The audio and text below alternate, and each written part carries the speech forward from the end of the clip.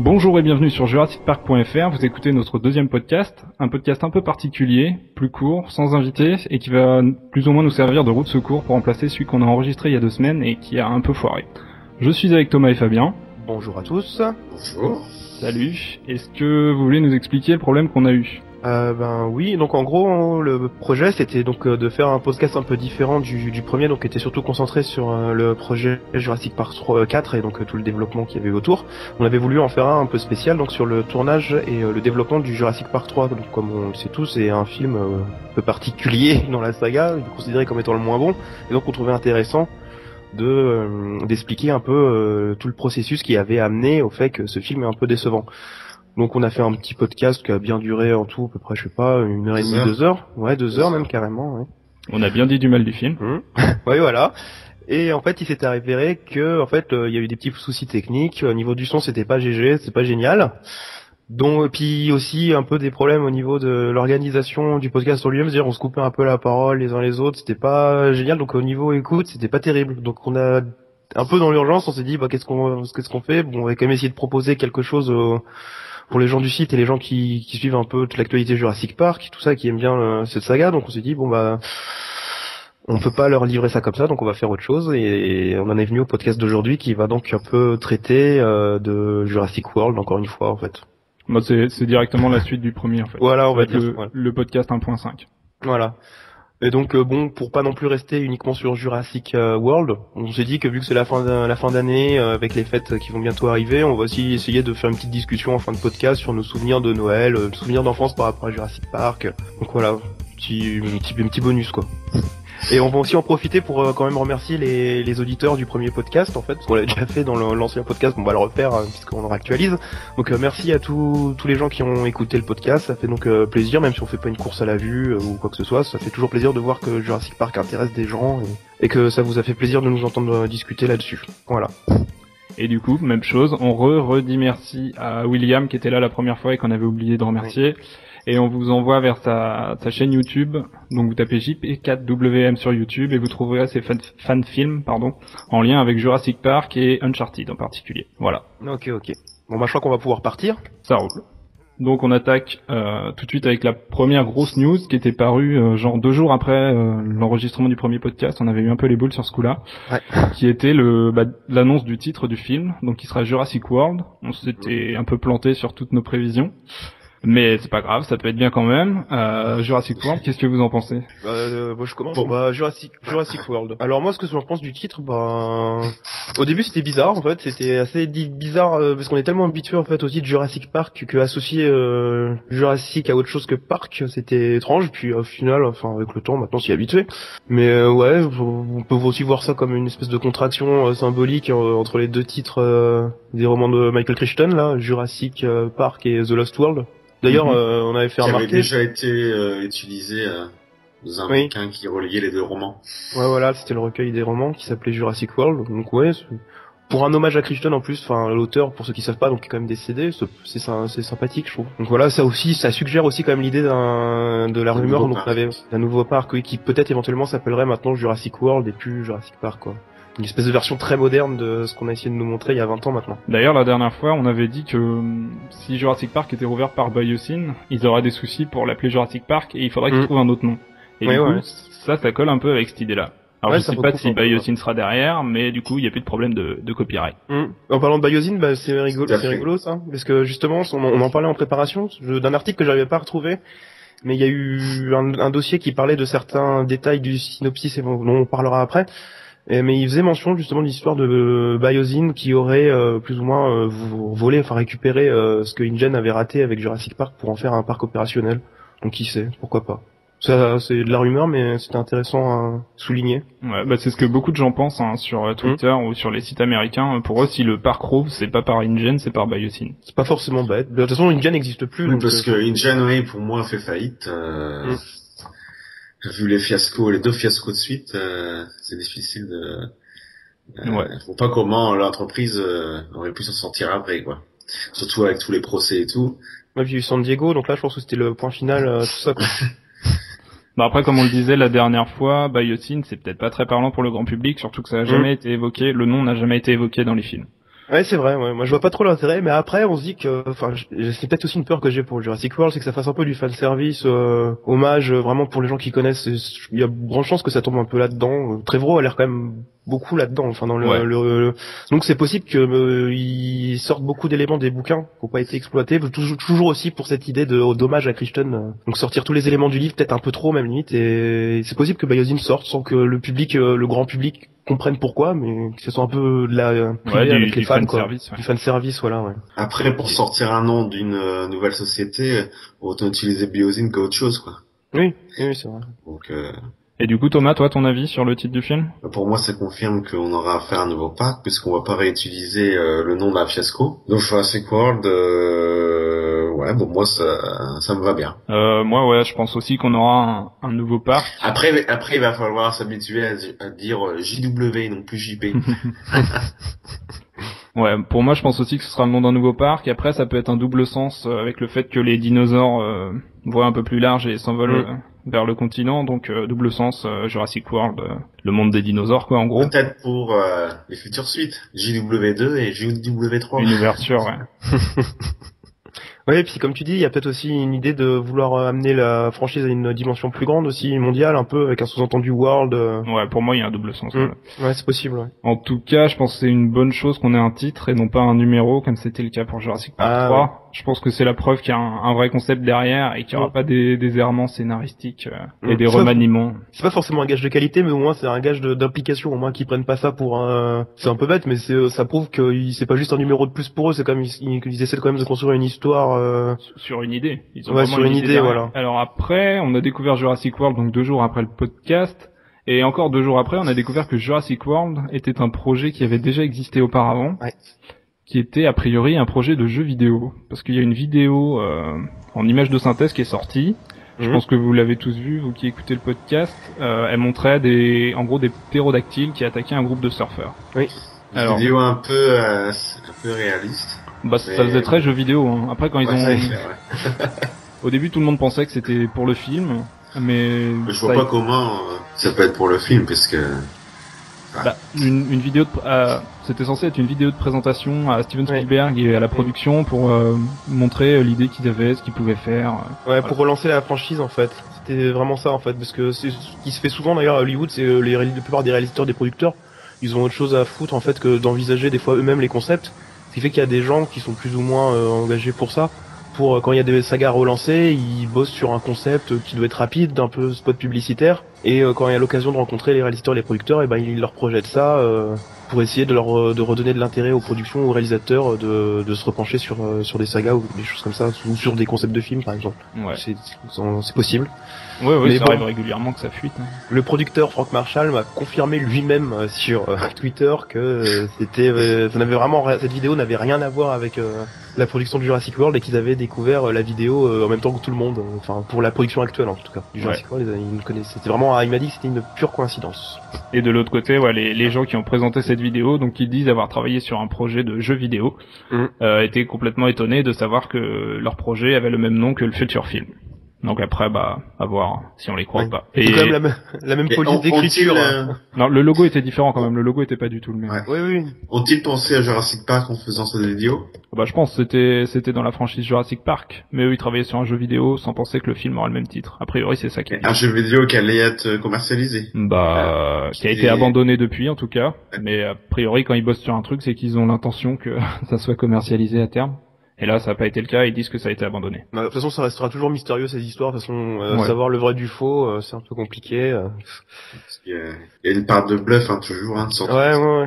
Ce qui est étrange, c'est quand même que l'histoire des ptérodactyles attaquant les surfeurs, c'est quelque chose qui fait un peu écho aux premières idées de scénario dont on parlait dans le premier podcast, sur les premières idées de Jurassic Park 4, qui parlaient souvent de cette histoire de ptérodactyles échappés à la fin. Il y avait une histoire 3, de ptérodactyle à une époque qui devait attaquer un match de baseball. Ouais, je me souviens. C'était une des rumeurs. Ça devait être la scène d'intro du film, d'après les rumeurs, en 2005 ou quelque chose comme ça, je sais plus. Donc c'était marrant de voir que ça faisait un peu écho. Peut-être encore un grand hasard, encore une fois. Mais... Enfin bon, voilà, on va peut-être pas trop s'attarder sur cette vidéo que je n'avais pas si sujet intéressant que ça. Non, c'est sûr, c'était étonnant sur le moment, mais c'est vrai qu'on l'a un peu oublié depuis quand même. Bon, c'est un point sur le casting. Voilà, ce qu'on a pas mal depuis, c'est beaucoup d'infos casting, à peu près 2-3 par semaine, avec notamment la confirmation de Bryce Dallas Howard, dont on parlait déjà dans le premier podcast. Cette fois c'est officiel, elle fait partie du film, elle l'a dit elle-même. Ouais. Ce sera la touche charme du film, vraiment.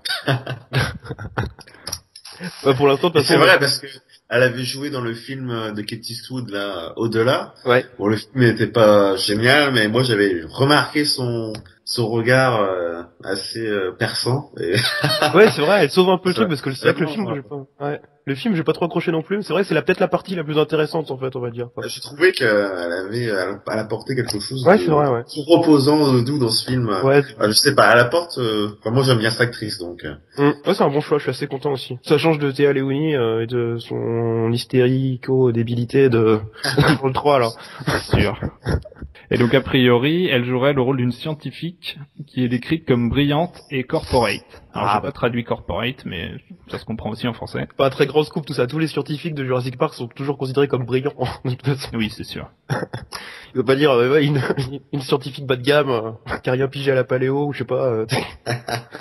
C'est un peu le comble quoi. Et donc elle serait en couple a priori avec un autre personnage qui s'appelle Owen et qui à l'origine était pressenti pour être joué par Josh Brolin. Donc depuis ça a été démenti. Donc Josh Brolin était bien en discussion mais ça a échoué. Et a priori maintenant ce serait l'acteur Chris Pratt qui est pas très connu actuellement. C'est dommage pour Josh Brolin parce que franchement c'était un gros nom quand même, assez connu et un bon acteur. Tandis que l'autre, celui qui est censé le remplacer, personne ne le connaît quoi. Enfin, pour ceux qui se souviennent pas, Josh Brolin c'était par exemple un des enfants dans les Goonies, film des années 80, production Spielberg, Amblin, tout ça. Puis on l'a vu récemment dans pas mal de films, c'est vrai que c'est un acteur sympathique.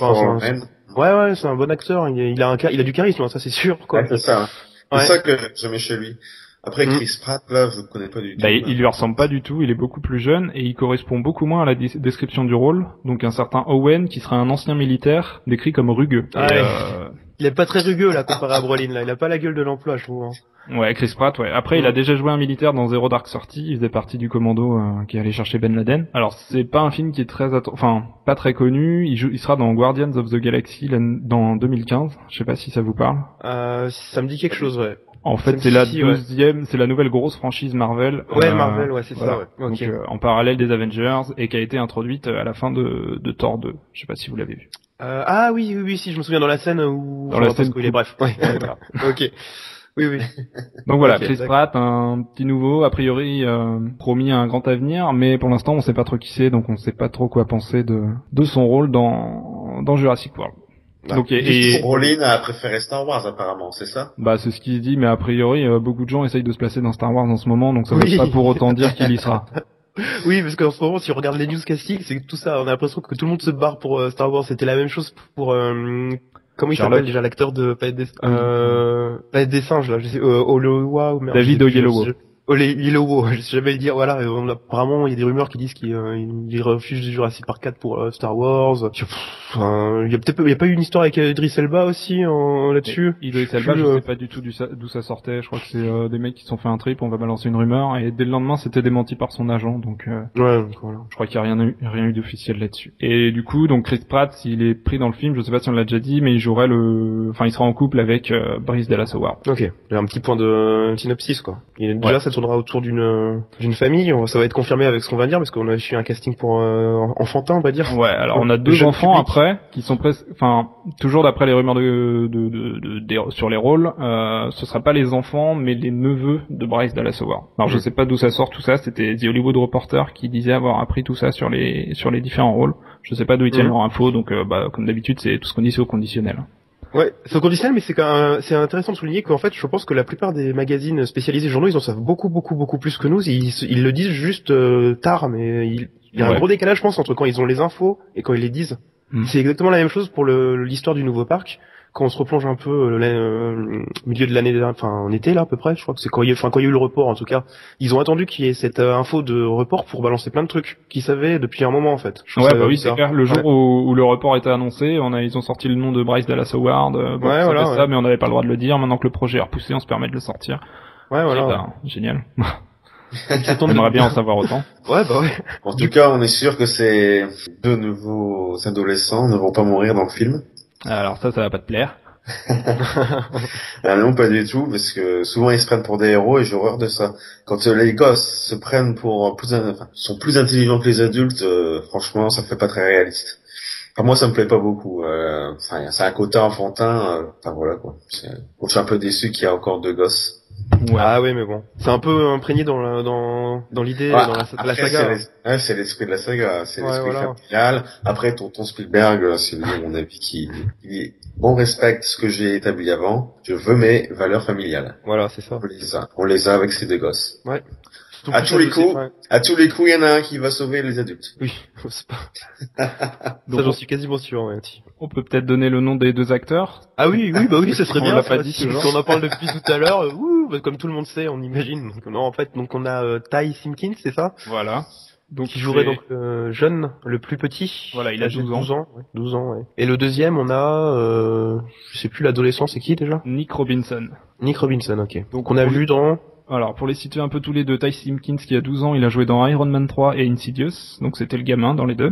Nick Robinson est moins connu, il a joué dans une série Boardwalk Empire, la série de Martin Scorsese, et lui, il a 18 ans. Ok, donc en gros, on a un jeune enfant et puis un ado, enfin, post-ado, quoi. En gros, ouais. Parce que ça peut équilibrer aussi. On n'a pas non plus que de l'enfant en bas âge, quoi. C'est pas, l'écart est plus grand qu'entre Lex et Tim, quoi. Parce que, je sais plus, Lex, c'est quel âge? C'est 12 ans? Et Tim 8 ans, un truc comme ça, ou 10 ans, je sais plus. Ouais, je crois que c'était 9 et 12. Ouais, 9 et 12. Kelly, elle avait 14 ans, je crois. Ouais. Et puis, Eric Kirby, il avait 12 ans. 12 ans, ouais. Mais il faisait beaucoup plus grand, je crois. Ah, ça va. Ah ouais, carrément, Eric Kirby, je voyais plus vieux que ça. En vrai, je crois qu'il avait 14 ans. Ouais, l'acteur Trevor Morgan, à l'époque, là, je me souviens, ça devait être 14 ans qu'il devait avoir, l'acteur. Oui, c'est vrai, entre le personnage et l'acteur, ils ont pas toujours le même âge. Ouais, mais il fait beaucoup plus mature que les autres enfants de la saga, je trouve. Tim et Lex était très jeune, après, Kelly, ça allait, et Eric Kirby, ça allait aussi, Ils étaient plus vieux. Par contre, ouais, au niveau des enfants, on disait qu'ils étaient obligés de le faire. Ils auraient pu aussi faire le pari, plutôt que d'essayer de séduire une nouvelle génération, faire un Jurassic Park aurait évolué avec ses fans de la première heure. Ouais. Un peu, le comparatif est un peu peut-être osé, mais genre comme dans Toy Story qui avait pris le pari de vieillir avec les spectateurs, un peu.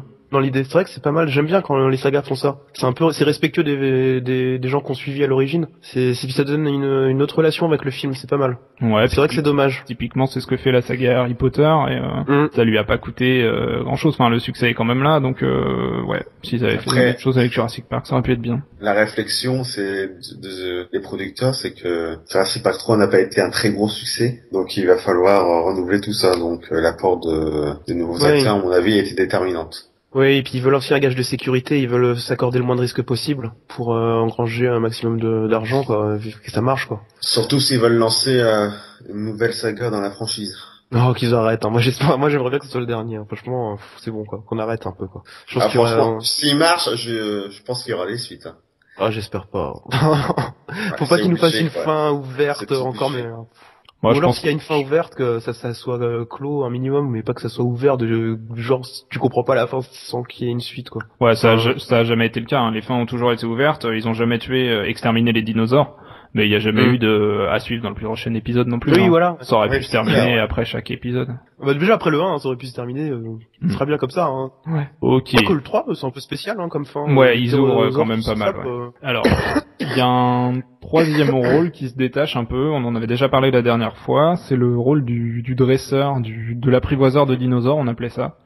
On va dire le vétérinaire ou le dompteur. Et donc a priori, il y a 3 acteurs qui ont été mentionnés, qui ont tous à peu près le même physique, des bruns, barbus, 35 ans. Je pense que, enfin, barbu après sa phrase, mais voilà. Mais je pense que en voyant ces 3 noms, pour moi, ils étaient clairement associés au même rôle, quoi. Donc il y avait John Krasinski, qui a joué dans The Office US, Jake Johnson, donc qui connaît bien Colin Trevorrow pour avoir joué dans son seul film, donc Safety Not Guaranteed. Et le dernier apparu, Jason Schwartzman, qui était le boss de fin dans Scott Pilgrim. Scott Pilgrim, ouais. Donc ouais, ils ont tous à peu près le même profil, et vu que un avait été associé au rôle du dresseur de dinosaures, je pense, enfin, pour moi, c'est les deux autres, s'ils ont été auditionnés, c'est pour ce rôle-là aussi. Il y a quand même un assez fort engouement pour Jake Johnson, j'ai remarqué ça, sur les forums, sur Twitter, il y a même Twitter, il y a des mecs qui malades, ils harcèlent Trevorrow tous les jours, tu vois, ils ont please Jake Johnson, et c'est quoi, c'est malade quoi. Moi personnellement, j'aimerais bien que ce soit lui. Moi aussi. Comme il a déjà travaillé avec Trevorrow, quoi, ils se connaissent. Ouais. Les deux autres, je les connais pas du tout, donc. Puis après, on a peut-être aussi un a priori positif parce qu'on a vu Safety Not Guaranteed, du coup. Voilà. On l'a vu dans un film de Trevorrow, donc c'est peut-être aussi l'inconscient qu'on le veut dans le 4. Donc, mais c'est vrai que c'est un bon acteur. Après, je pense que le personnage, c'est un peu l'apport comique du film, peut-être. Ouais, parce qu'il est marrant quand même dans Safety Not Guaranteed, donc ce serait une petite touche d'humour dans le 4, assez subtil parce que ça pourrait être pas mal. Ça pourrait être un bon élément. Faut pas que ce soit n'importe quoi, faut pas que ce soit le Kirby de Jurassic Park. Non, voilà, mais non, moi j'irais plus comme un peu le Malcolm, quoi. Malcolm, il est drôle sans être ridicule. Il est décalé, ouais. Ouais, voilà. Et du coup, dernière rumeur, Irfan Khan, donc un acteur indien, je crois, qui a joué dans l'Odyssée de Pi, Slumdog Millionnaire et le reboot de Spider-Man. Et on sait pas du tout quel rôle il aurait, mais a priori, lui, ce sera officiel qu'il aurait eu des contacts avec la production. Un rôle mineur. Hein. Un rôle mineur, oui, pardon.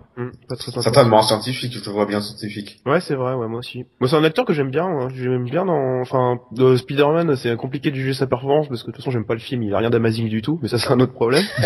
Et par contre, dans l'Odyssée de Pi et dans Slumdog Millionnaire, il est assez bon, je trouve. Il a une présence, quoi, dans le film, je trouve. Donc, ça pour voir comment je les ai vus il y a longtemps, je sais plus. Et du coup, si c'est vraiment un scientifique, il aurait donc pour collègue Bryce Dallas Howard, et peut-être le retour du Dr. Wu.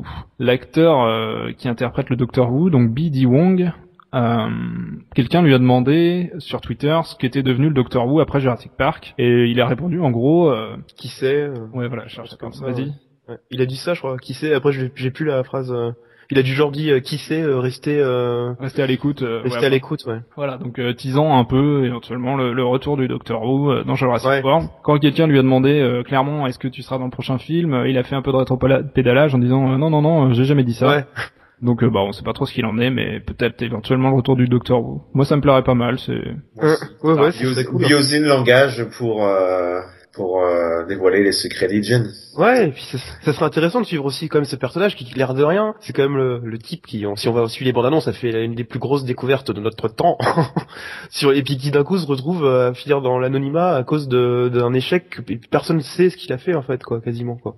Tout à fait. Après moi c'est intéressant de suivre comment il s'y recycle pas. On va peut-être pas non plus faire la vie de Wu, mais comment il a rebondi, est-ce qu'il a encore un rôle majeur dans la génétique ou quelque chose comme ça, puis ça sera un juste retour des choses si jamais on doit rouvrir Jurassic Park, comment que ça revienne à l'équipe du début, quoi.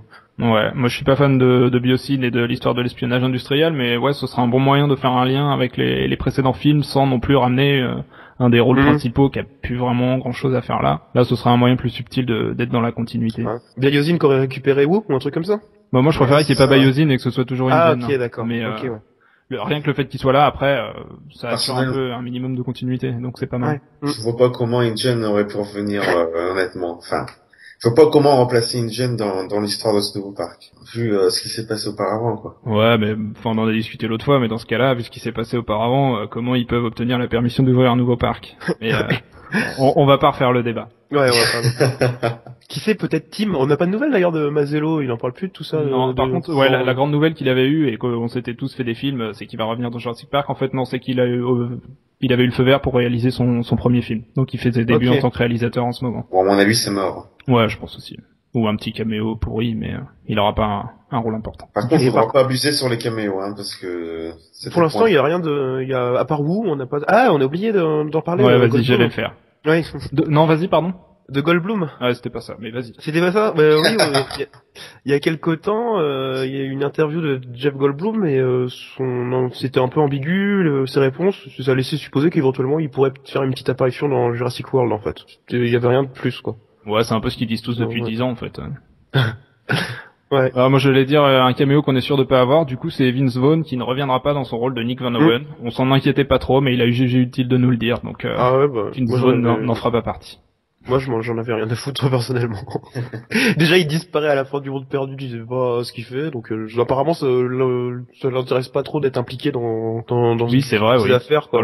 Dans le 4e acte, il est pas là du tout. Ah, en gros, il laisse Malcolm et Sarah, il les laisse se démerder, quoi. Ouais, voilà, ouais. Puis après, c'est genre, y a un T-Rex en ville, démerdez-vous, moi j'ai eu mon chèque, je rentre chez moi, quoi. C'est un peu ça. Après, là, la scène, elle doit se passer au moins 2 semaines ou 3 semaines après, je crois. C'est pas ça? Moi, je m'étais pas fait, dans ma tête, ça a jamais été si long, hein, Parce que ouais, le temps de ramener déjà le T-Rex à San Diego. En plus, Malcolm, il a eu le temps de se raser. Oui, il s'est rasé, ça m'a toujours marqué. À chaque fois que je le regarde, je me dis putain, il s'est rasé. Mais moi, pour moi, il y a quelques semaines d'écart, entre Ah bah, j'avoue, je me suis jamais posé la question. Pour moi, c'était le même soir, mais c'est vrai que c'est pas possible avec le temps de trajet. Donc ouais, je sais pas. Surtout en cargo, quoi. Ouais, non, mais c'est clair. Ah ouais, moi, je me suis longtemps dit que c'était le même soir ou le lendemain, quoi. Non, c'est impossible. Non, même le fait que il soit rasé, quoi, et puis il a pu se raser dans l'hélico. Et puis, il aurait pu nous faire une petite pub encore pour la marque de mousse à raser du premier, la Barbasol, là, où je sais pas quoi, là. Et puis ça, ouais. Placer une canette de Barbasol dans tous les films, ça aurait pu être drôle. Ouais, ça aurait été pas mal. Ouais, là, tu vois, par contre, un petit truc, là. Ouais, mais du coup, quand ils font la vidéo, quand ils sont sur l'île, alors là, on dévie complètement, quand ils sont sur l'île, ils disent pas, on vous voit demain soir pour l'ouverture du parc ou un truc comme ça? On vous retrouve demain soir en vrai sur le continent? Je n'ai pas le souvenir pas de souvenir de ça, ouais. Non, bah, c'est peut-être moi qui me trompe. Faudra le couper au montage si je me trompe. On ment aux auditeurs. Donc voilà. On a fini niveau casting. Ouais. Mais, alors on parlait de la canette de Barbasol, ça me fait une petite transition. Y a Rick Carter qui lui aussi a fini son boulot sur Jurassic World. Donc il a travaillé 4 mois en tant que consultant visuel aux côtés de Ed Vero, donc qui est le directeur artistique. Rick Carter, pour situer, c'était le directeur artistique donc du premier film, et il a dit en quittant son boulot que, et c'est là le lien avec la canette de Barbasol, on va y arriver, que le Jurassic World aurait littéralement le même ADN que le premier film. Ouais, c'est une confirmation du nouveau parc, hein, quasi. Pour moi, c'est ça. Hein. Parce que je veux dire, Ed Vero, il a déjà bossé sur le 3.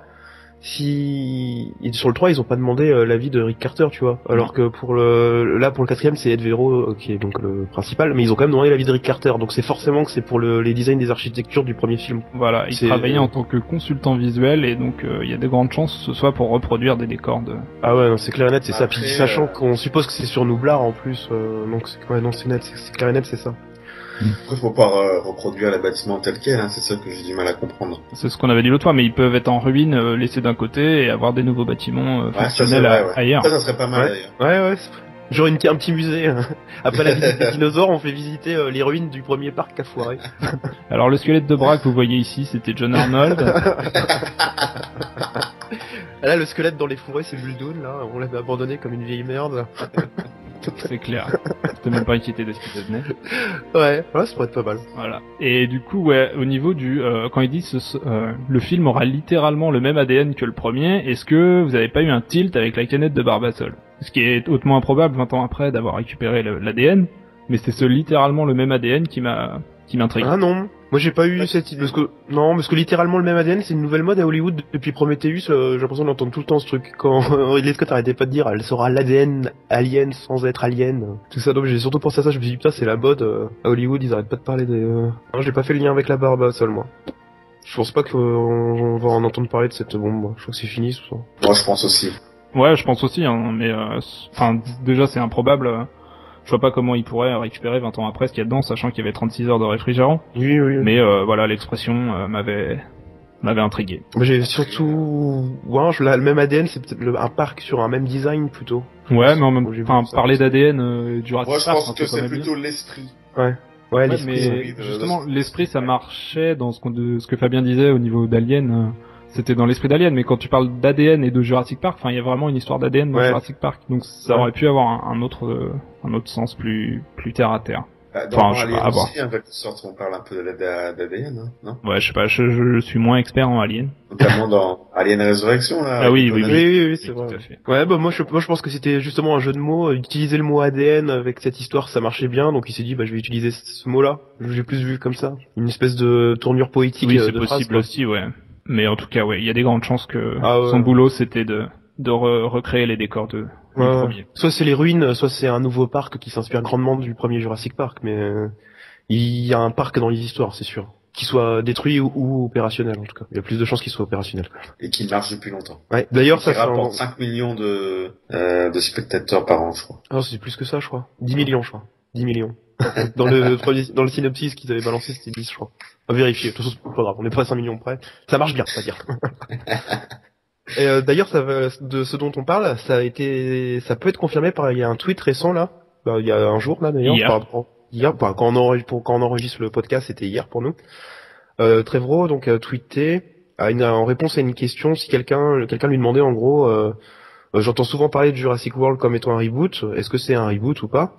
Et là Trevorrow a répondu en gros un reboot est un bien grand mot, c'est une nouvelle aventure de science-fiction terreur qui se passe 22 ans après les terrifiants événements de Jurassic Park.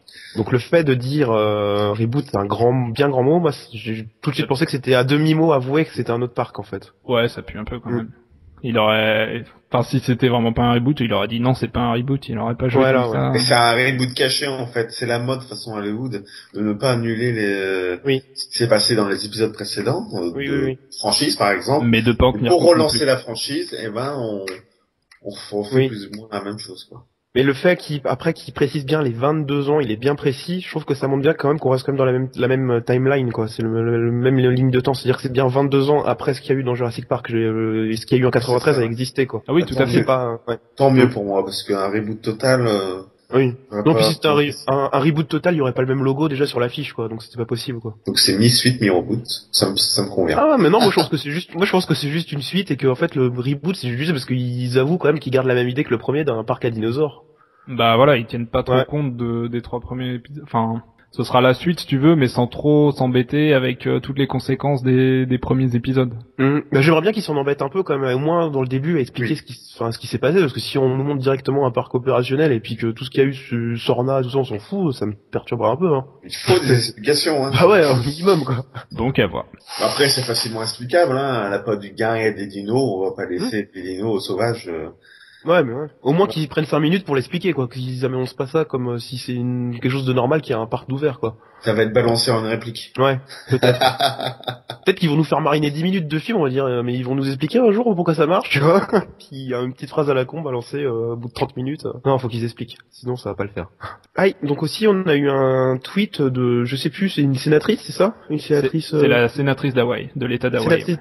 Sénatrice de l'État d'Hawaï qui a posté une photo d'elle en compagnie, donc, de monsieur Steven Spielberg. Et elle a écrit, donc, que c'est une photo prise avec Spielberg parce que Spielberg est actuellement à Hawaï pour préparer le tournage de Jurassic World. C'est tout. Voilà. Alors ça, c'est une excellente nouvelle parce que ça montre qu'il est beaucoup plus impliqué que dans Jurassic Park 3. Il ne sera pas une simple chaise vide. J'allais dire la même chose. La petite blague privée relative au podcast que vous n'entendrez jamais. Ouais. Parce que bon, on va quand même le dire. En gros, il faut savoir que sur le tournage de Jurassic Park 3, donc William H. Macy, l'acteur qui joue donc Monsieur Paul Kirby, c'était un peu plein dans les interviews du fait que Spielberg était pas absent en fait, il était jamais là. Son tournage, il disait pour nous c'était une chaise vide, donc c'était ça quoi. Il y avait le nom producteur Steven Spielberg, mais il était jamais là présent en fait. On ne sait pas trop si c'est une menace ou une promesse. Voilà. Donc voilà, sur ça qu'on disait ça. Juste une parenthèse, vous pouvez retrouver ça sur le site de l'article qu'on a préparé sur le tournage de Jurassic Park 3. Du coup, là, je crois qu'on a vraiment fait le tour de toutes les news qu'on avait depuis le précédent podcast, sauf si vous voyez autre chose que j'ai pu oublier. Non, bon, c'est terminé. Donc on a fini la première partie, là, je pense qu'on va attaquer la deuxième. Non, il y avait l'histoire, l'histoire des enchères pour visiter le tournage. Ah oui, c'est vrai ça. Le gros flop, comme tu me disais en préparation de podcast. Tout à fait. Donc, alors, il faut savoir que Colin Trevorrow, en partenariat, enfin, pas Colin Trevorrow, mais la production du film en partenariat avec une association pour les vétérans américains, les soldats vétérans, avait proposé comme lot d'une vente aux enchères 2 jours de visite sur le tournage de Jurassic World. Alors c'était assez chouette comme ça présenté, et tous les fans sur Twitter, toute la communauté trouvait ça génial. Et, ça fait rêver. Hein. Ouais, mais c'est clair, comptait les fonds de tiroir pour essayer de participer aux enchères. Ouais. Et moi j'ai compté et puis j'ai pas retrouvé assez de sous. Ouais. La mise à prix était de $3,000. Il y avait une limite qu'on connaissait pas mais qui devait être franchie pour que le lot soit attribué. Et ça a été un gros flop. Il y a eu une dizaine d'enchérisseurs, c'est monté à $4000 et du coup ça a pas été attribué. Ah. Et tu me disais qu'ils allaient genre aller voir des plus fortunés ou un truc comme ça. Alors ça va être remis aux enchères, mais dans une vraie vente aux enchères, dans une salle avec des gens qui ont l'habitude et les moyens et qui. Donc voilà, la personne qui ira visiter le tournage sera plus un habitué des salles de vente qu'un fan, mais ouais. Voilà. Ah, c'est un peu triste dit comme ça là du coup. Hein. C'est moins rêvé. Et j'étais super étonné que ça profite toujours même. Je pensais qu'il y aurait vraiment des fous comme les fans habituels qu'on croise sur Twitter qui sont à fond dedans, que eux je sais pas, ils feraient un emprunt, je sais pas comment ils auraient fait, mais moi je dis qu'il fallait organiser un séjour avec Jack Johnson. Là il y aurait peut-être eu des malades qui auraient payé je sais pas combien pour un vu comme pas genre bien parce que ça m'a choqué moi quand ça me choque sur Twitter, c'est harcèlement de Trevorrow avec cet acteur, enfin bref. Ça c'est ouf. Donc ouais, c'est dommage que c'est foiré quand même ça. Ouais, ça m'a pas mal surpris et je sais pas. J'espère que ça augure, ça va pas refroidir, comment dire, ça reflète pas l'engouement du public pour le film. Ouais, je suis pas très rassuré de manière globale sur l'engouement que Jurassic Park peut avoir à l'heure actuelle sur les gens, personnellement, mais pour moi c'est un peu dépassé. Mais bon. Ah, je sais pas, sur certains sites généralistes relatifs au cinéma quand même, dès qu'il y a une news Jurassic World, il y a des gens qui ont l'air contents quoi. Il y a pas mal d'énormes films qui vont sortir en 2015 et il y en a plein qui disent Jurassic World c'est le plus intriguant, celui que devant Star Wars en fait. Star Wars on en a tellement parlé que les gens sont plus blasés, et Jurassic World c'est vraiment surprenant, un nouveau Jurassic Park 20 ans après, les gens je pense qu'ils sont vraiment intéressés. Ouais, mais moi ce que j'ai peur c'est qu'ils soient très intéressés parce que comme tu dis un peu l'élan de curiosité, parce que Jurassic Park c'est quelque chose qui a marqué une décennie quand même et une génération même carrément. Et j'ai peur qu'en fait ils soient surtout intrigués par la curiosité et qu'une fois qu'il y aura le produit fini devant eux, en fait ils font ouais, et que ça attire pas plus que ça, je sais pas. Ça dépendra du film après. Si le film est raté, faudra voir les premières réactions aux premières bandes annonces. Ce sera intéressant déjà de voir si ça. Il y a le temps de voir, mais ce serait bien que. Moi, j'aimerais vraiment bien que Jurassic Park retrouve ses lettres de noblesse un peu, et puis que ça redevienne vraiment un truc qui a une place importante dans le ciné, quoi, comme ça a pu l'avoir il y a 20 ans, quoi. Ouais. Après, c'est un peu mieux maintenant. Je me souviens, il y a 10 ans, c'était Jurassic Park, c'était vraiment péjoratif. La seule chose dont les gens parlaient, c'était le mec qui se faisait bouffer sur les chiottes. Oui, sur les chiottes. Et le reste, ils s'en foutaient. Enfin, voilà. C'était un peu Jurassic Park avait pas très bonne image il y a 10 ans. Maintenant, en vieillissant, il se bonifie avec le temps, je pense, et il va atteindre le statut comme les Gremlins, les Ghostbusters et les choses comme ça. Justement pour parler un peu de nous entre guillemets, nous quand on a créé le site sur lequel vous écoutez ce podcast, c'était en gros il y a environ 10 ans. On peut vous dire que l'intérêt de Jurassic Park il était très limité, et sur le forum c'était vraiment des rencontres de gens qui étaient c'était très fermé comme cercle, hein. Il y avait vraiment on était pas beaucoup, quoi. Et là c'est vrai que depuis quelques années ça se rouvre un peu, quoi. Il y a plus ça devient culte en fait, comme on dit, tout. Ça a pris un statut culte et du coup il y a plus de gens qui s'y intéressent. Mais c'est vrai qu'il y a 10 ans c'était un peu le désert, c'est vraiment un creux, ouais. Après c'est Jurassic Park 3 qui a foutu la merde aussi un peu. Oui, ça va pas être. Maintenant qu'on a un peu fait le tour de l'actu Jurassic World, on va faire une petite deuxième partie qui est pas vraiment préparée, c'est surtout une petite partie bonus pour un peu se faire pardonner du fait qu'on n'a pas fait un sujet très original comme on l'avait prévu, Jurassic Park 3, donc on va parler de nos souvenirs d'enfance, de Noël, parce que c'est bientôt Noël, alors on va faire un peu dans les fêtes. Alors des souvenirs qu'on a, de ce que Jurassic Park nous fait émerger dans notre tête de souvenirs d'enfants, le premier Noël de 93 avec les joujoux, est-ce qu'on a eu des cadeaux sous le sapin en rapport à Jurassic Park, est-ce que tout ça, on va essayer de voir si ça nous rappelle des bons souvenirs. Pourquoi penser? Est-ce que vous vous souvenez déjà par exemple l'année 93, le Noël qui a suivi la sortie? Comment vous aviez des envies de produits dérivés? Parce que c'est vrai que Jurassic Park ça a été beaucoup de produits dérivés, même limite jusqu'à l'overdose. Est-ce que vous y étiez comme des fous à tout vouloir, les albums avec les vignettes Panini à coller, les jouets surtout, tout ça, jeux vidéo, comment vous rentriez à fond là-dedans déjà ou pas, vous? Alors au niveau jouets, moi je me focalisais surtout sur les jouets Hasbro, enfin Kenner à l'époque. Les jouets qui sont devenus célèbres et qui sont assez rares maintenant. J'en avais eu j'avais eu Alan Grant avec le filet à balancer sur un ptérosaure. Ouais. Et avec les sous que j'avais eu en plus, je m'étais acheté le Dilophosaure et le Raptor qui font du bruit. Ok. Voilà. Le Dilophosaure, c'est celui qui crachait de l'eau quand ou pas? Parce qu'il y a deux versions, je crois. C'est un Dilophosaure, quand tu bouges sa patte, il fait du bruit. Si vous me laissez 2 secondes, je vais le chercher et vous entendez le bruit en direct. Ok, ça marche. Moi, pour ma part, je ne sais même plus si j'ai vu le film en 93. Et non, je pense plutôt que je l'ai vu en 94, hein, parce que j'ai pas eu la chance de le voir au cinéma. Ouais. Donc, c'est vraiment donc à partir, c'est quand j'ai vu le film que je me suis mis dedans. Donc, je crois que c'était en 94 à la sortie vidéo. Donc, en fait, le Noël 93 et puis tout le marketing qu'il y a eu pendant la sortie du film, je crois que moi, je suis passé à côté. Ah, et ça a pas marqué ton enfance, tout ce qui est produit dérivé. Tu as surtout vécu à travers le film, en fait. Tout ce qui était à côté, c'était pas. Mais je sais plus si est-ce que tout ce qui est marketing et tout ça, tous les jouets, ça s'est étendu jusqu'à la sortie vidéo. Ah oui, ça a duré hyper longtemps. Hein. Parce que je me souviens que j'ai eu des jouets Jurassic Park, ça, j'en ai eu pas mal, j'ai eu quelques petites figurines. Mais je me souviens plus si c'était avec la sortie vidéo ou si c'était nettement après avec la sortie du Monde Perdu. Bah c'était pas les mêmes figurines, hein, si t'as eu des Jurassic Park. Je sais, mais je me souviens plus vraiment. Non, franchement, c'est vague. J'ai un trou de mémoire là-dessus. Ouais. Par contre, j'ai eu un Noël Jurassic Park, mais je raconterai ça après. Ok.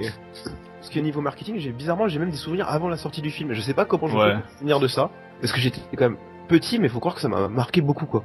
C'est vrai, en même temps, il y avait des affiches partout. Je me rappelle du Monoprix vers chez moi. C'était dingue même avant la sortie du film, il y avait déjà les jouets qui remplissaient des étagères entières de jouets. Bah les jouets, c'était Hasbro, les jouets Hasbro, tout ça.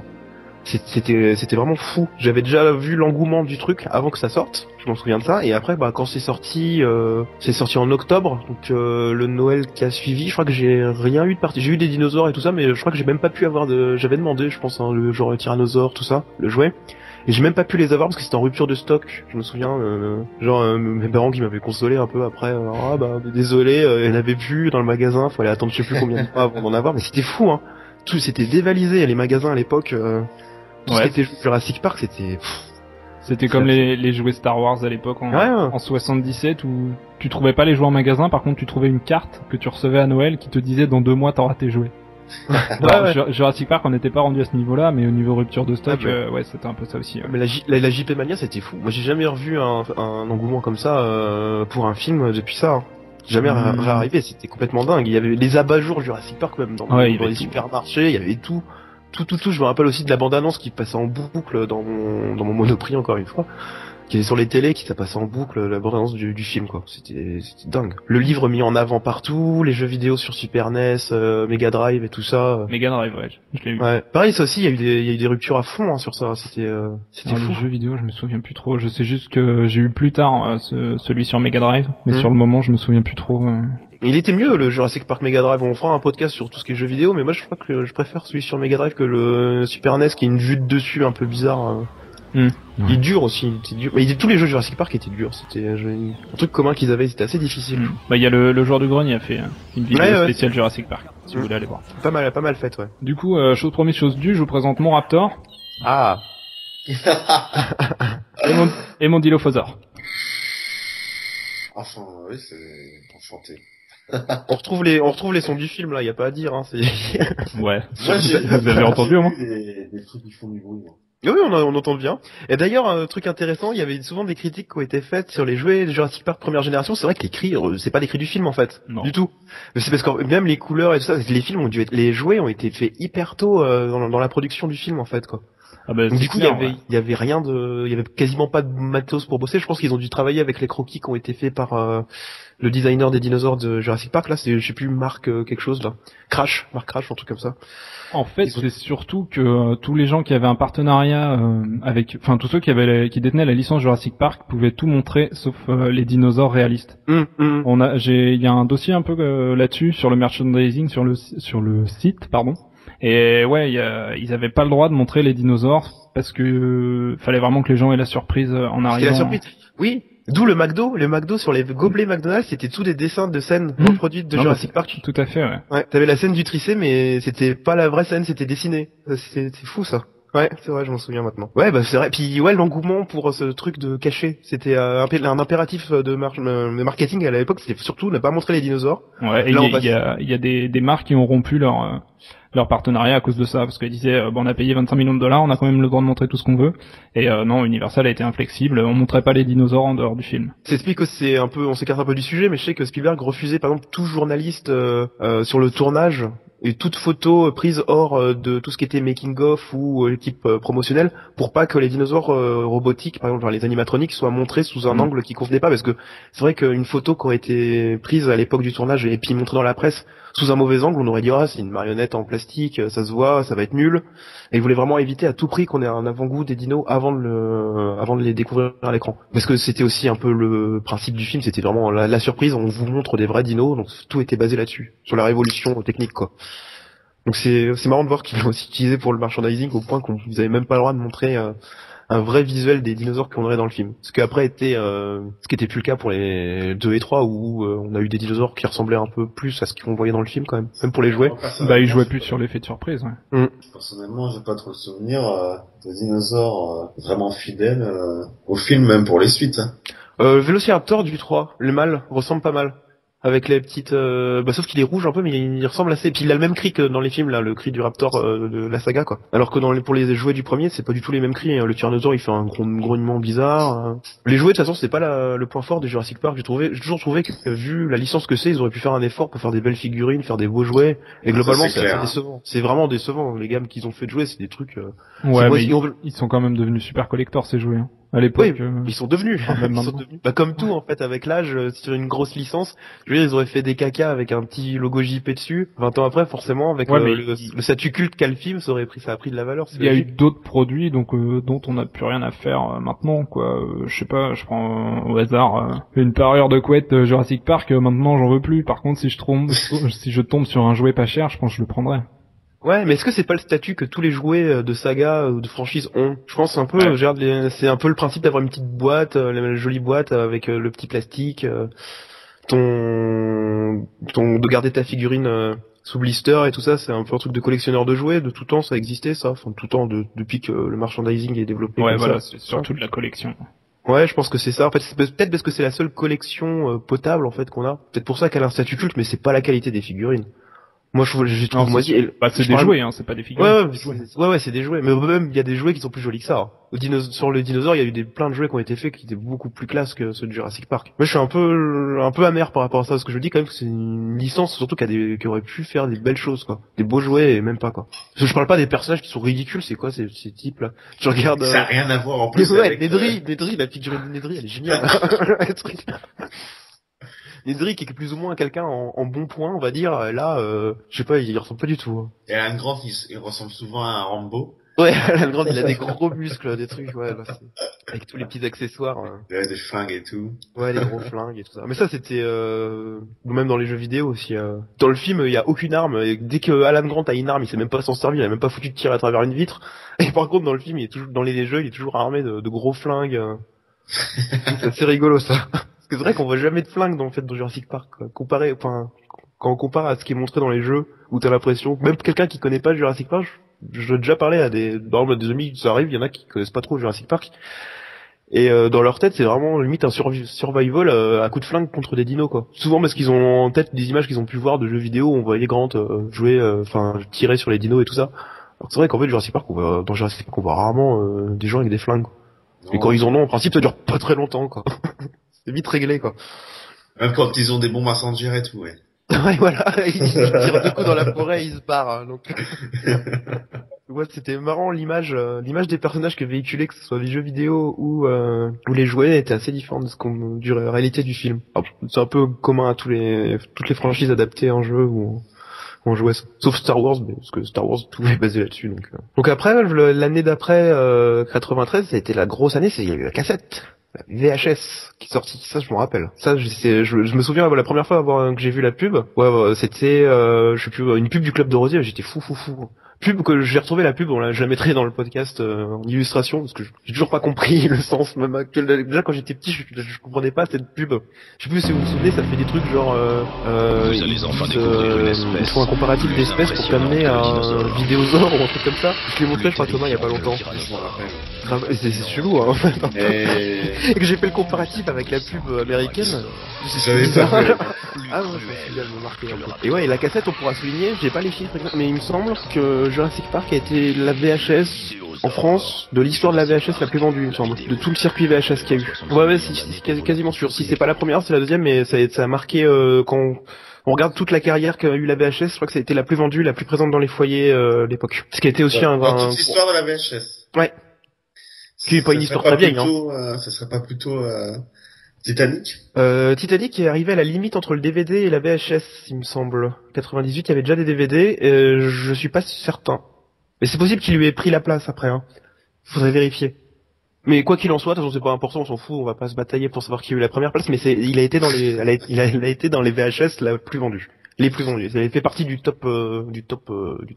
Première, je sais pas, mais en tout cas bien coté. Mais justement, en parlant de la cassette, en parlant de la VHS, votre VHS, vous l'avez eu comment? Vous l'a offert? Vous avez attendu de l'enregistrer à la télé?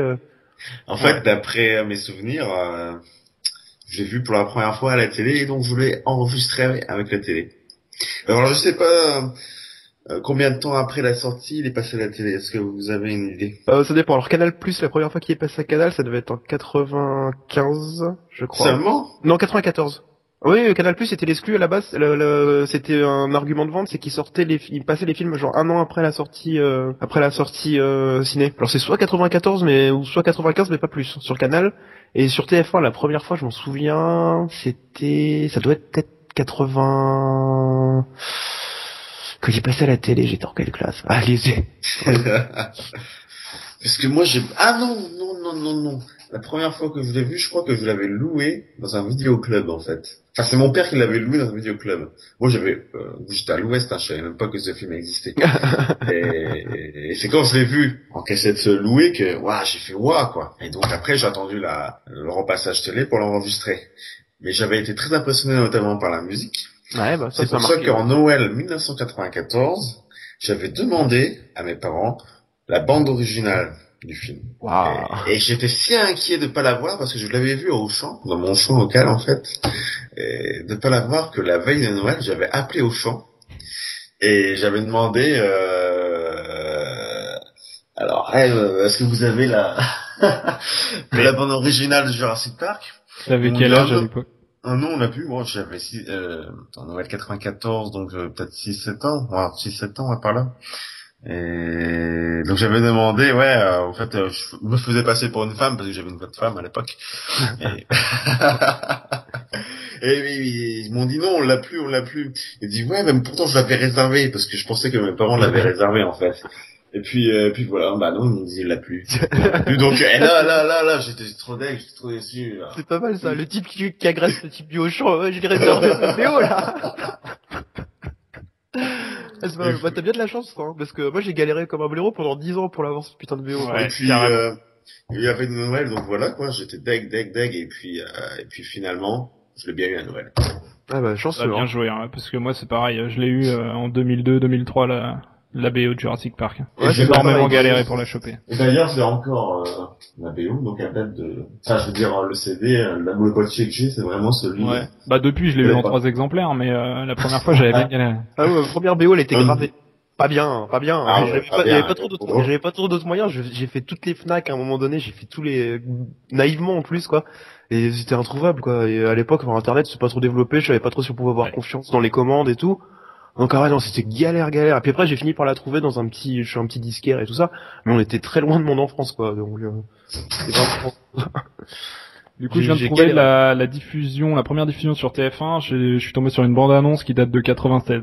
Un mardi à 20h45, si on veut être très précis. Ouais, c'est ça. J'ai pas la date celle où exacte. tu vois Grant et Ellie là qui enlèvent leurs lunettes là. C'est celle-là Alors, le teaser là où ils la lance. bientôt sur TF1 là. Non, on voit Grant et les Gallimimus. Ah ouais, moi c'est une autre. D'accord. Donc 96 sur TF1. Ouais. Par contre, alors on parlait du coup justement des Noëls. Moi, il y a eu pour la cassette du Monde Perdu, j'ai dû être patient quand même. J'y pense parce que moi je l'ai eu au Noël 98, je me souviens. J'ai pas eu sur le coup. Ouais, bah normal, parce que le Noël d'avant, elle était pas sortie. Ouais, mais enfin, j'aurais pu la demander avant et pas être patient. En d'année, ouais. Parce qu'elle a dû sortir genre vers octobre 98, un truc comme ça. Je l'ai eu à Noël. J'ai été patient d'attendre jusqu'en décembre. Vu comme j'étais cinglé à l'époque de la saga, c'est bizarre que j'étais si patient, mais bon. J'étais bien content. T'es pas le seul, hein. Ouais. Ah, j'étais fou. Hein. D'ailleurs, on est tous un peu seuls. Ah ouais, et puis je me rappelle que j'avais vu dans les vidéoclubs, à l'époque il y avait les vidéoclubs, hein, ça se faisait. Il y avait la vidéo du Monde Perdu, elle avait été mise en location en avance par rapport à son mise en vente. C'était un peu un argument aussi pour faire fonctionner les vidéoclubs. C'était souvent comme ça. Elle était d'abord en location avant d'être en vente. Et elle devait être en location, je sais plus, genre en été. Et elle a été mise en vente après, genre 3 mois plus tard. J'étais fou quand je la voyais en location. Je me disais, ah là, ça m'a bien rendu fou. Bon, je l'ai acheté pour le Noël 98. Parce que je me souviens, mon père travaillait, il recevait de ce comité entreprise un chèque pour Carrefour et un chèque cadeau pour Noël, quoi. Moi, j'avais mon chèque cadeau. Et donc, j'allais faire mes courses à Carrefour pour mon Noël. Et puis, je me souviens, il y avait les cassettes vidéo du Monde Perdu, donc c'est la première fois que j'ai prise.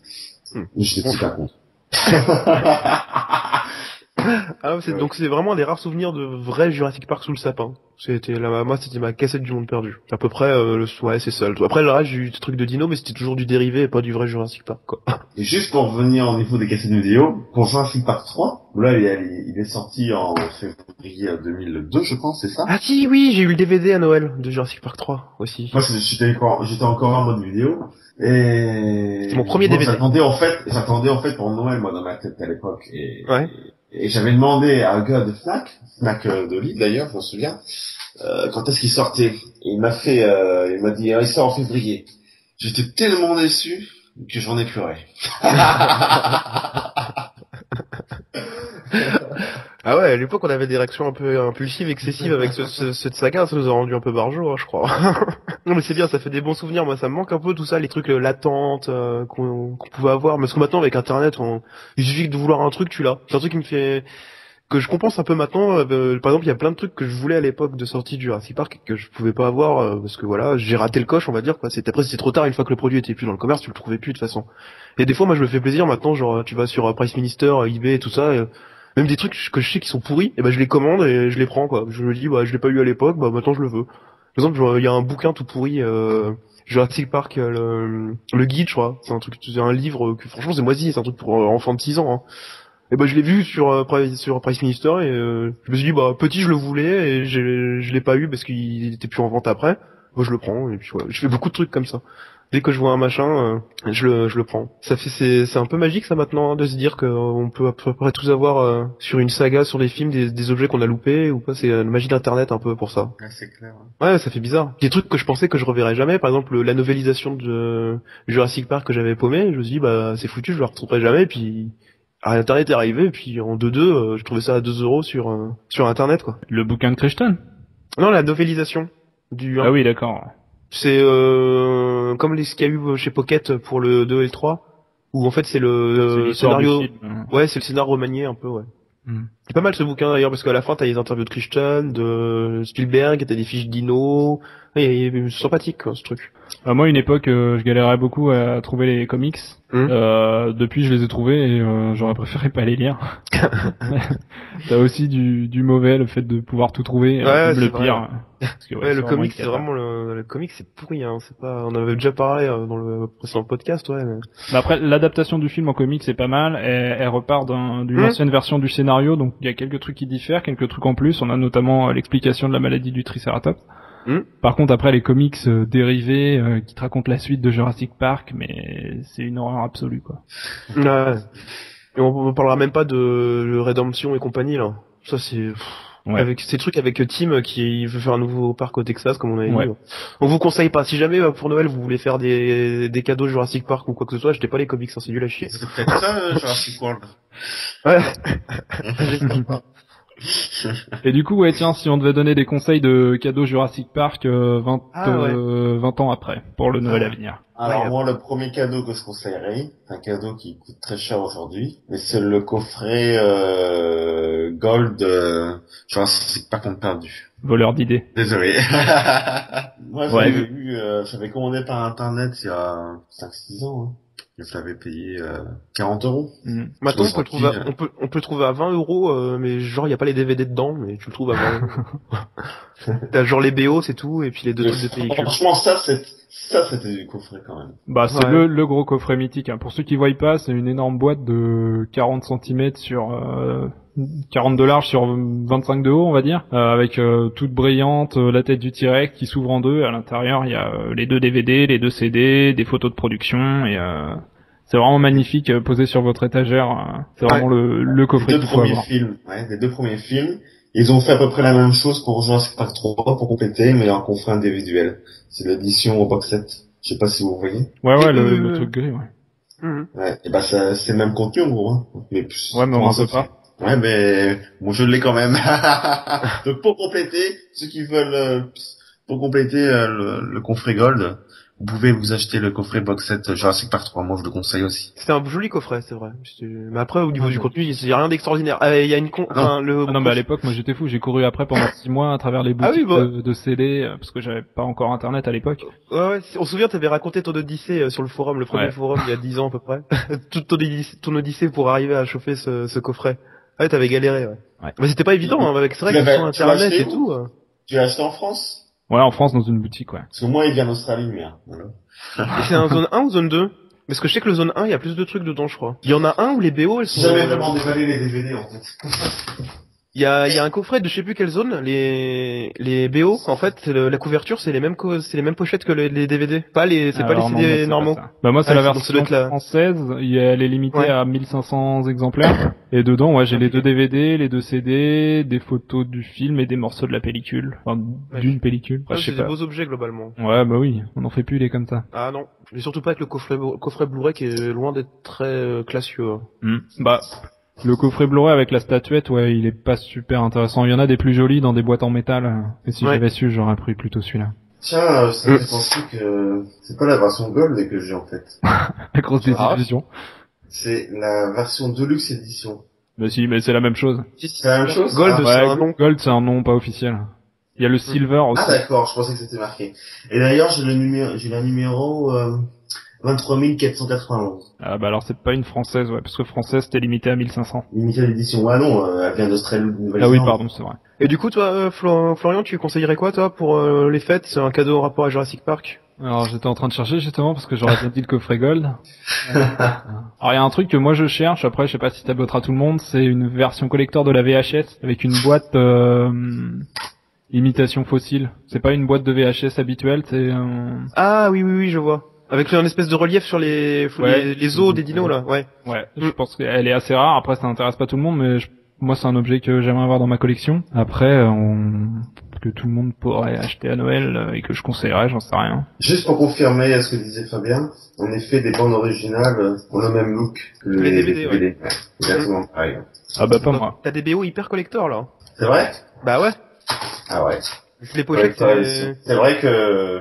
Il y a pas beaucoup de gens qui ont les pochettes comme ça, sur les BO de Jurassic Park. Surtout celle du Monde Perdu, parce que la BO du Monde Perdu, c'est un vieux carton, un peu... Oui. Non, elle est cool, elle fait un espèce de diorama en relief 3D, fait. Ouais, mais ça abîme vite. Bah, faut pas non plus la martyriser, hein. Si tu martyrises tes affaires, c'est ton problème, hein.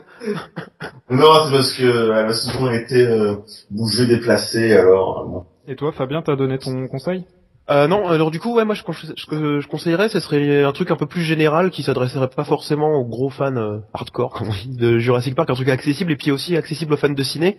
Quelque chose que j'aime beaucoup, moi, c'est les livres qui ont été édités sur les making-of du premier Jurassic Park. Donc ça s'appelle l'album Jurassic Park pour le 1. Et le deuxième, c'est les secrets du tournage du Monde Perdu, le making-of, quoi, en fait. Et c'est... Ah mince, je les ai pas sous les yeux pour dire qui les a écrits exactement. Mais c'est 2 livres qui sont très complet où on apprend tout depuis la pré-production jusqu'à la post-prod, voire même un peu les débuts d'exploitation en salle où on prend un peu la température, tout ça, sur les deux premiers volets entre Jurassic Park et le Monde Perdu. Dommage qu'il n'y en ait pas un qui a été fait sur le 3, mais je pense qu'il aurait pas il valait mieux pas. Voilà, donc, ouais, pour tu cherchais les auteurs, donc c'est alors je les trouve en anglais, The Making of Jurassic Park par Don Shea et Jody Duncan. Et le deuxième, je crois que c'est juste de Duncan, non? C'est trouvable, hein, de toute façon, sur Internet. Ouais, sur Amazon. Là, je suis sur Amazon. Je l'ai trouvé du premier coup. Voilà. Donc franchement, moi je le conseille. C'est vraiment, pour moi, c'est des mines d'or pour les gens qui s'intéressent à la construction d'un film, qui aiment bien le cinéma, ou encore plus si vous aimez Jurassic Park. C'est vraiment, c'est super. C'est super. C'est plus complet que les making-of qu'on peut trouver sur les DVD. En plus, il y a des petits trucs en plus. Ouais. Des storyboards à la fin. Des dessins de production super chouettes aussi, ouais.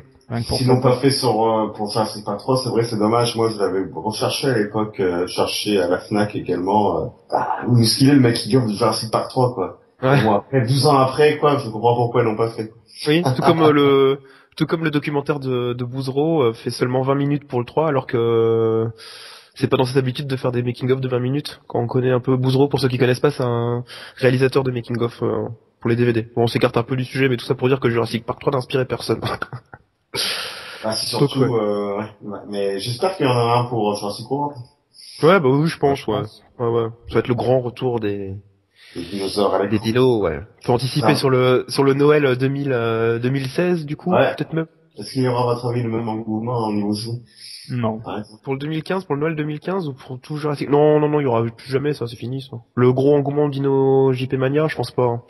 Les dinosaures sont vraiment rentrés dans la culture populaire comme étant des choses normales qu'on a limite l'habitude de voir maintenant. C'est rentré dans le quotidien des gens de voir des dinos un peu partout. De manière réaliste en plus. C'est plus des animaux mythiques comme ça pouvait l'être avant. Au niveau du cinéma et même des documentaires réalistes. Il y a limite eu de l'overdose aussi là-dessus. Les docu-fictions avec des dinos, trop. Là, quand on voit à Noël, là, il va y avoir l'adaptation sur la Terre des dinosaures en 3D, la version ciné. Ah oui, ça fait. Ouais. C'est limite trop. Il y a eu plein de docs autres que les documentaire archi connu sur la Terre des dinosaures de BBC. Ouais, c'est ça. Après, rien ne fait aussi réaliste que Jurassic Park, c'est ça qui est bien. Oui, c'est vrai. Par exemple, je sais pas si vous avez vu la bande-annonce de Sur la Terre des dinosaures en 3D, moi je trouve ça mal fait, perso. Je trouve que ça fait Pixar, en fait. On voit que c'est pas des vrais dinos. D'animation, ouais. Enfin, c'est forcément un film d'animation, mais ça fait plus dessin animé que... Voilà. Mais c'est aussi destiné aux enfants, je pense, hein. Oui. Bah oui, c'est hyper scénarisé, avec un peu d'anthropomorphisme sur le dinosaure qui a un prénom, ça fait très Disney, hein. C'est comme le film Dinosaure à l'époque, on dit. Oui. Ouais, de Disney, ouais. Voilà. Avec des iguanodons, ça, je crois. Ouais. Non, mais rien n'a réussi à dépasser ou à égaler les effets spéciaux du Jurassic Park en ce qui concerne le fait de montrer des dinos, c'est vrai, ça, je trouve. Non. Pourtant, c'est pas la technique qui nous manque actuellement, mais King Kong, il y a un truc, je sais pas, par exemple, la scène des sauropodes, je trouve que c'est moche, quoi. Non, c'est clair, King Kong, moi, j'aime pas trop leurs effets spéciaux. Ils avaient pas la volonté d'être réalistes non plus, hein. Non, parce que dans le plus de la making of, c'est bien dit que c'est des évolutions de dinosaures, que ces dinosaures présentés à l'écran n'ont jamais existé. Mais même sans ça, je pense aussi qu'il y avait une volonté, peut-être de vouloir rendre hommage à l'aspect traditionnel de l'animation qu'il y avait eu dans les années 30, alors peut-être que s'ils ont un côté fictif, peut-être que c'est artistique aussi, je sais pas. C'est de la spéculation ce que je dis, mais... à voir. Enfin bref, vous écartez un peu du sujet, là. Ça écarte pas mal. Si on posait une dernière question, l'objet Jurassic Park qui n'existe pas et que vous rêveriez d'avoir. Ah, moi je sais la réponse. Moi aussi je sais, c'est pour ça que je pose la question. Allez, je me lance. On a failli l'avoir. C'est les Lego Jurassic Park. Vous aviez suivi cette histoire-là? Vite fait sur Twitter, mais j'ai pas trop... Ouais, en fait, sur la plateforme Lego où tu peux proposer tes modèles et s'ils reçoivent suffisamment de soutien, Lego les fera en vrai.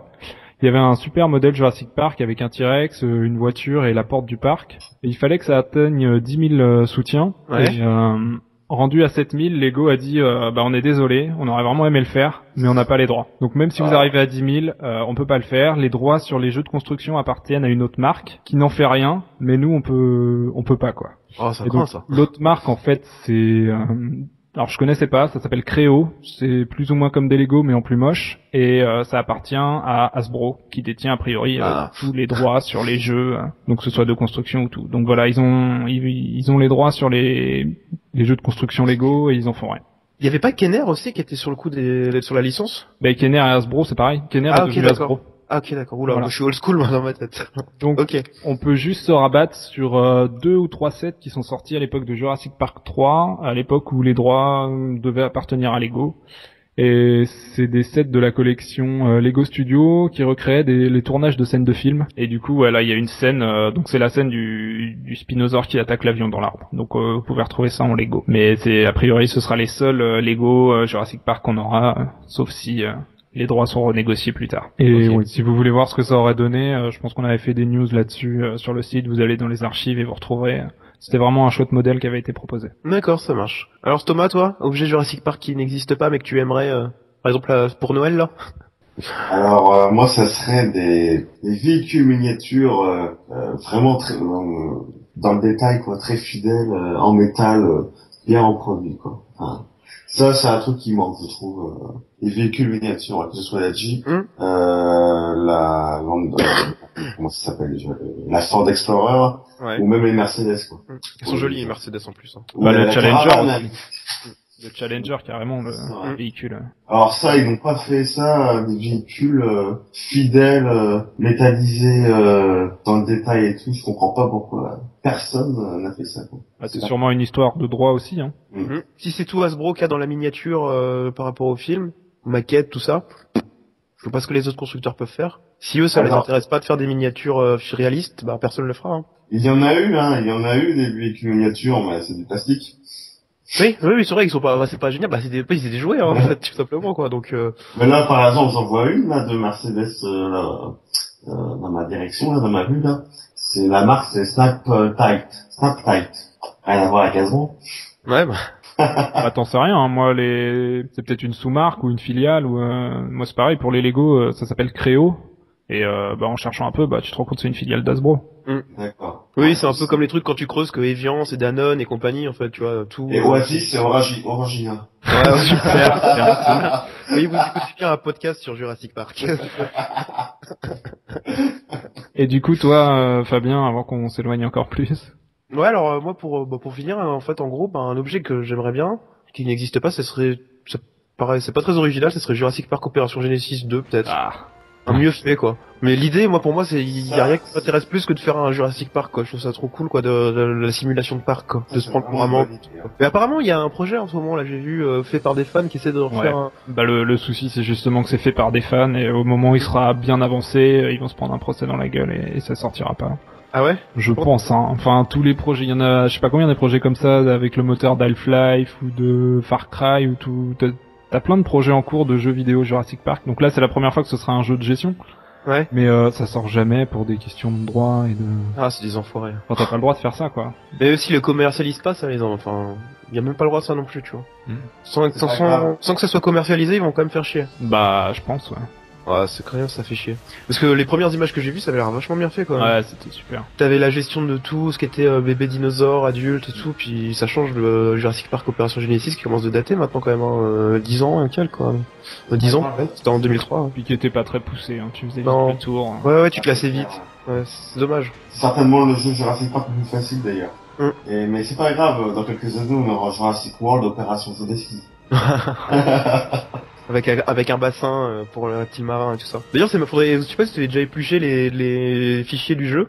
Il y a plein d'espèces de dinosaures qui sont pas dans le jeu et qui sont présentes dans le code du jeu. Il y a les consignatifs sont dedans. Il y en a plein, ouais. Il y a juste le nom dans un fichier, il y a pas les textures, il y a rien d'autre, donc ça devait être vraiment au début de... Ils l'ont dit dans les interviews qu'ils ont été obligés de limiter le nombre d'espèces, que ça pouvait pas gérer, enfin c'était trop déjà sur PlayStation 3, sur PlayStation 2, t'en avais moins que sur les autres. Ouais, t'avais que 3 sites de fouilles, alors que les autres c'était 5. C'était frustrant. D'ailleurs, je pense que c'est vrai, ça c'est vrai. Ça va faire une ouverture pour les gens. Je promets pas de le faire, mais je vais essayer pour les auditeurs et tout ça de faire des petits tutos Jurassic Park Opération Genesis pour ceux qui ont le jeu sur PC s'ils veulent avoir les petites astuces pour bidouiller, modifier quelques trucs. C'est 2-3 opérations simples à faire. Je pense que je ferai des petites vidéos rapides pour expliquer un peu aux gens comment faire. Voilà, c'est une parenthèse. Ok, bah on attend ça. Ouais, bon. Du coup, Du coup, on a bien dévié. Ça devait être un podcast plus court, mais je crois qu'on est aussi longtemps que d'habitude. Donc, on va conclure. Je sais pas, est-ce que vous avez quelque chose de particulier à dire? Joyeux Noël. Voilà, joyeux Noël, parce qu'on en refera sans doute pas d'ici là. Ouais, voilà. Ouais. Passez de bonnes fêtes. Donnez-nous votre avis sur les questions qu'on s'est posées, les plus belles figurines, enfin les plus beaux jouets, les plus beaux produits dérivés, ceux que vous aimeriez avoir. Répondez-nous sur les commentaires, que ce soit YouTube, sur le site, le forum. Voilà, on attend votre avis. C'est vraiment ce qui compte pour nous, d'avoir votre avis et un retour sur ce qu'on fait, parce que nous on s'amuse bien, mais ça fait toujours plaisir de savoir ce que vous en pensez. Si on s'excuse encore pour Jurassic Park 3, on sait que c'est un sujet qui intéresse beaucoup, parce que c'est un sujet polémique, à discussion. On s'excuse vraiment d'avoir foiré le dernier podcast, mais on promis, on en refera un, ou on se débrouillera, mais vous aurez quelque chose là-dessus. Voilà. Merci encore à tous. Donc Thomas, si t'as quelque chose à ajouter, avant qu'on se quitte. Thomas. Ça va.